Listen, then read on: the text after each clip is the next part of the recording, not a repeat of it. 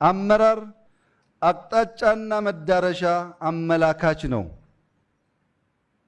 ራዕይ የሚያጋባ የሚያጋራ የሚያሰርጽ ለዛ ራዕይ ስኬት ኢነርጂ መስጠት የሚችል ነው አመራር ማለት።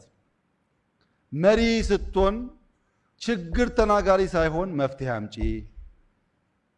መንገድ አመላካች፣ ችግር ሲኖር ግንባርን ሰጥተህ ሰላም የምታመጣ፣ እንደ ጋሞ የሰላም አርበኞች ይብቃ ጭቅጭቅ የምትል መሆን ይኖርብሃል።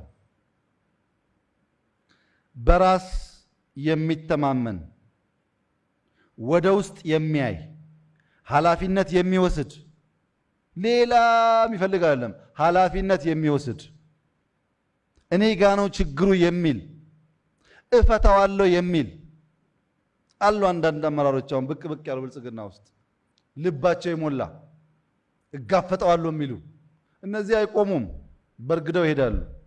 መንታ ልብ ሲኖር አትራመድም፣ ቀኙ ይሄዳል፣ ግራው ያስራሃል።